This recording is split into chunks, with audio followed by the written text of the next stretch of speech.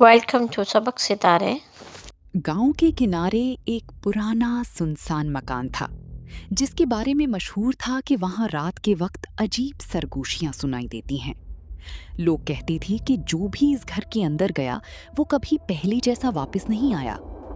एक दिन अहमद, जो बहुत बहादुर होने का दावा करता था, अपने दोस्तों को मुतासिर करने के लिए उस मकान में जाने का फैसला कर लेता है। रात का वक्त था, हवा तेज चल रही थी और दरख्तों की शाखें ऐसी हिल रही थीं जैसे किसी को रोकने की कोशिश कर रही हों। जैसे ही अहमद दरवाजे के करीब पहुंचा, दरवाजा खुद ब खुद चरचराती आवाज के साथ खुल गया और अंदर से ठंडी हवा का झोंका निकला। इसका दिल जोर जोर से धड़कने लगा, मगर वो हिम्मत करके अंदर दाखिल हो गया। अंदर अंधेरा इतना गहरा था कि हाथ को हाथ सुझाई नहीं देता था और हर कदम पर ऐसा लगता था जैसे कोई उसके पीछे चल रहा हो। अचानक उसे अपने पीछे कदमों की आहट सुनाई दी। वो तेजी से मुड़ा, मगर वहां कोई नहीं था।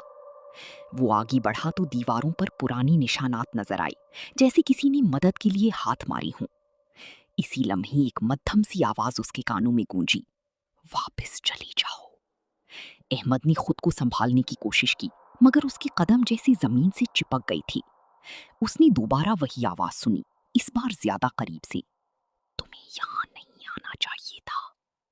अचानक एक साया उसके सामने नमूदार हुआ, जिसकी आंखें सुर्ख चमक रही थीं और चेहरा धुंधला था।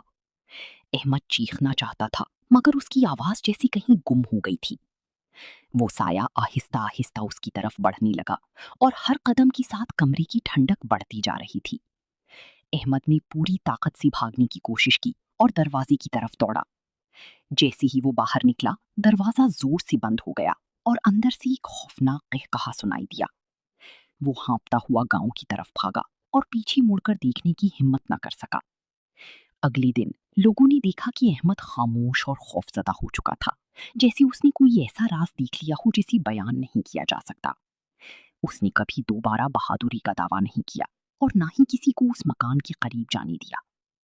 इखलाकी सबक: बाज जगहें और राज ऐसी होती हैं जिन्हें जानने की जिद इंसान को नुकसान पहुंचा सकती है।